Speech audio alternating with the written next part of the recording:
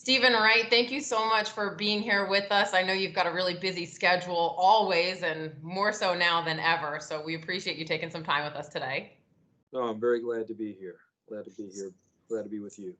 So as part of our Chesapeake Cares campaign, we're really taking a look at the departments, the organizations, the people, the businesses who have truly gone above and beyond throughout all the COVID-19 nonsense over the past few months. And your department truly stands out with what it's been doing. So we wanted to make sure to chat with you a little bit about what all you have done. So much of your business really does involve in-person meetings and events and communication. How have you adjusted to our new normal in the age of COVID-19? Well, Elizabeth, let me tell you, it has been a challenge to say the least. You're exactly right. Our business is a relationship business. We talk to businesses, and there's nothing that beats that face-to-face communication.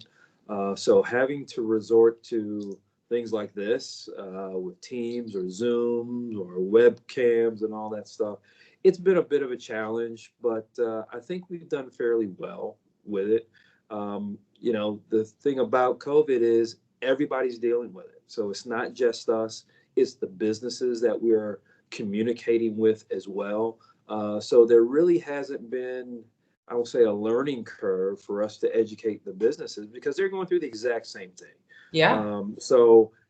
These types of digital platforms that we're using to communicate, it's not the best, but it is the best that we have for now. So we've had to utilize much more digital communication, more so than we ever have in the past. The feedback that we get from the businesses is that, yeah, it's a little inconveniencing, particularly when technology doesn't do what it's supposed to do. Oh yeah. But for the most part, we've weathered the storm, and I think we're still able to maintain, maybe not enhance as much as we like to, but we still are able to maintain the relationships with the business community that we have.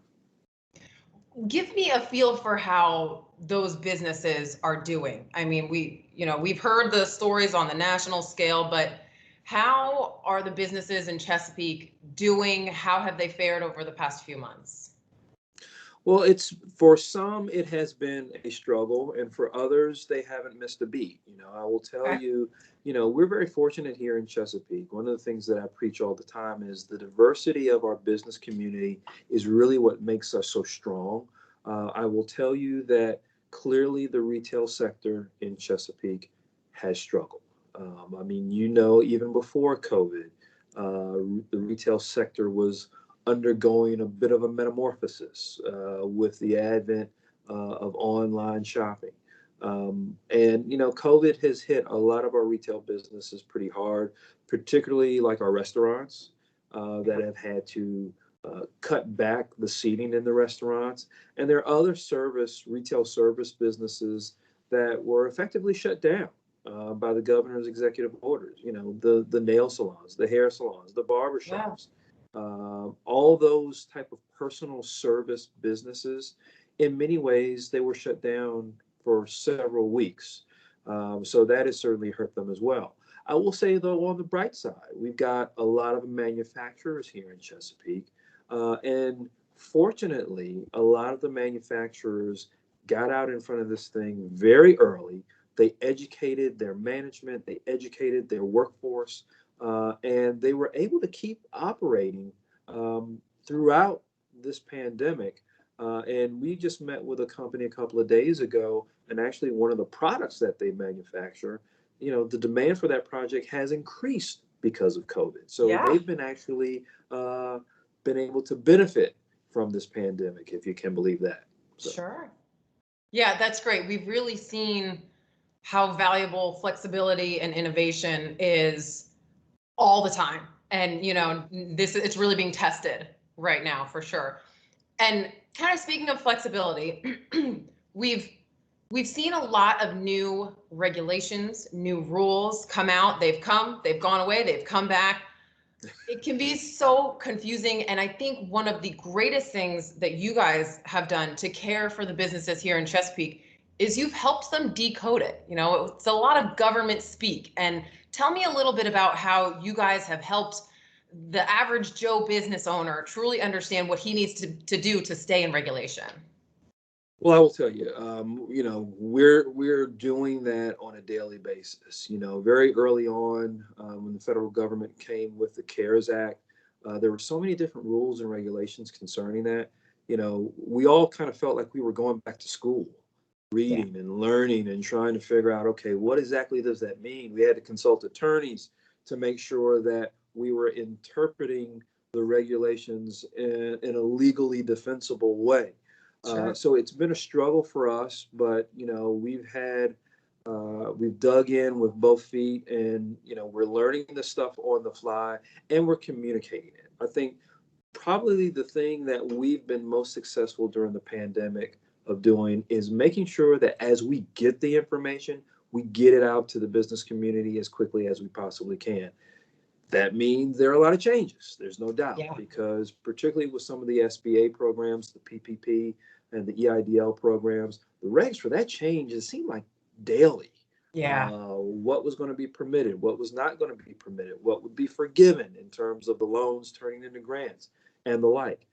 Even our own local program, we are in the second stage of our local grant program for small businesses.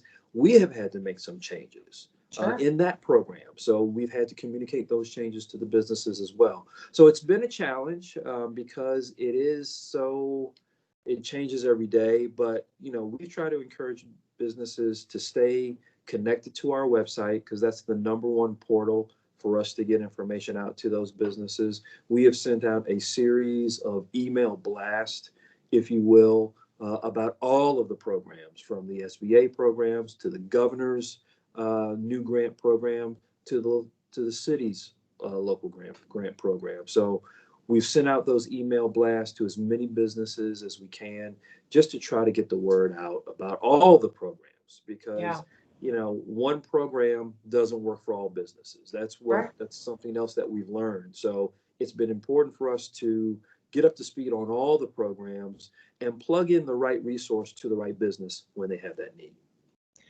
One of those resources that you offered was straight up 15 minutes free chat consultation time. That's incredible. That has such a big value. How has that worked out for you, and have you had businesses take advantage? We have. It's been a very, very successful program. We started it, probably back in May, late April, early May. We started, it's called Chesapeake Chats, and it allows businesses to go on our website and they pick a time that's convenient for them. Okay. Now, I'll say, our doors are always open. We've never stopped operating as a department. So anyone that wanted to call us, they could always call us. Mhm. But we wanted to make sure that the businesses could pick a time that's convenient for them, and we would work around their schedule. So Wow. that's really what the business chats has done. It's given the businesses an opportunity where they go online, they pick a time that works for them, and we respond either via a Zoom call or via phone call, and we can give them that direct attention, that direct one-on-one attention that they need. And maybe it's walking them through a grant application, or maybe it's educating them about some of the new rules coming out of the Virginia Department of Health. But Yeah. it gives us an opportunity to have that connection with that business. And again, as I said earlier, this is a relationship business. So we want to take advantage of every chance we get to really create that connection with the members of our business community. The other big, huge, impactful thing that you guys have done, as you mentioned briefly, was the small business grants. Tell me a little bit about that program and everything that goes into running a program like that, because that's a job in and of itself, I have to imagine. Well, I will tell you, we have learned very quickly that running a grant program is not an easy task. We got a call the next day after I think council had appropriated some money for the grant program, and the direction was get this money in the hands of businesses ASAP. And we've never done this before. But, Yeah. Again, we're not going to complain about it because none of us have ever been through this before. So we jumped in and we started this program. And the first round of the program, the funding source was CDBG money. So with CDBG money, or Community Development Block Grant money, that comes to the city via HUD, Housing and Urban Development, at the federal level, there are certain conditions that must be met in order for businesses to take advantage of that program. So we set up a program. The grant awards were based on the amount of employees that a company had, and it was fairly successful. But there was one important caveat during round one that really limited our ability to do as many grants as we wanted to, and that was we had received a determination that companies that had previously received PPP or EIDL money from the federal government, that they were not able to take advantage of local grant programs. Okay. So consequently, we had about 60 businesses apply during round one, but we were only able to issue 15 grants. So Wow. we realized that, we were going to have a very difficult time getting this money in the hands of people that needed it if we continue to operate the program that way. So on August 3rd, we started the second round of our grant program, and we were able to go. We talked to the city attorneys. I think we went as far as the Attorney General's office in Richmond, and we were able to get a legal opinion that now allows us to provide grant money from the city of Chesapeake to businesses, regardless of whether or not they have received PPP or EIDL money from the federal government. So it's really put our program in a position where we can supplement some of the previous grant programs that have been successful in Chesapeake, and this can give further aid to those businesses in need. So I think that's been the biggest change for us. We've also realized that it's a lot of work because at the end of the day, this is public money that we are distributing to the business community. So there are several protocols and policies that must be observed during the administration of this program. I will tell you, when we first started, we thought that, okay, we could assign a couple of staff people to this program and it would run just fine. Well, now it is all hands on deck.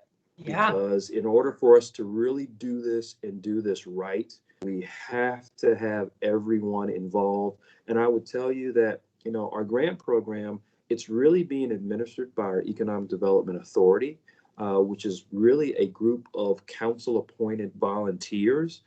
So they are actively involved in this process as well as our entire economic development staff here. In fact, to help get the word out about our grant program, we've got everyone here on staff, including myself. We are going door to door, talking with businesses, particularly those businesses that were shut down for a period by the governor's executive order. We have gone door to door to those businesses to educate them about the program and encourage them to apply and take advantage of it.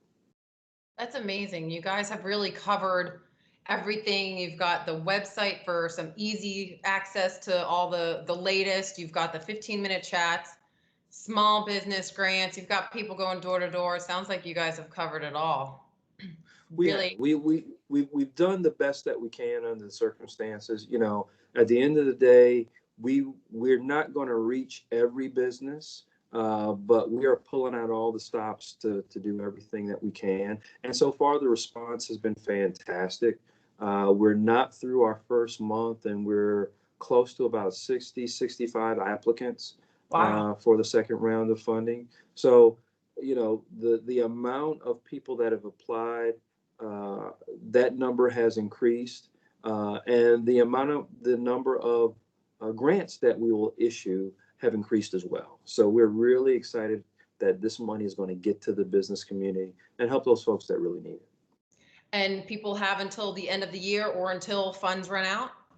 Absolutely. So right now, we are dealing with about 3.3 $3.4 million is what we have to fund this grant program. Okay, businesses can qualify for up to a $10,000 grant, but there are certain caveats. You have to be a small business, and in the city of Chesapeake, we define a small business as companies with 50 employees or less. Okay. You must be a registered business within the city of Chesapeake. We've come across a lot of folks that are doing business in the city, but they aren't registered businesses. So if you're doing business in the city of Chesapeake, you need to make sure that you're registered with the community, with the Commissioner of the Revenue here at City Hall. And another requirement is that you must have been in business a year prior to COVID. This grant program is really about helping businesses that have already made an investment in our city. And this grant gives us an opportunity to make an investment in them. So you have to have been around a while in order to qualify for this program. So again, we are excited about it. We think it's going to be great. And we think it's going to really help get the economy on the local level here going a little bit sooner than without it. Well, we're going to make sure to direct everybody to your website, your phone number. We didn't even have time to talk about the podcast. So much that you guys offer to the business community, and businesses, a healthy business community is so important. So Stephen Wright, please express our gratitude to your staff for truly embodying the City That Cares motto. And we can't wait to see what you continue to come out with to help our local businesses. Thank you, Stephen. All right. Thank you so much. I appreciate it.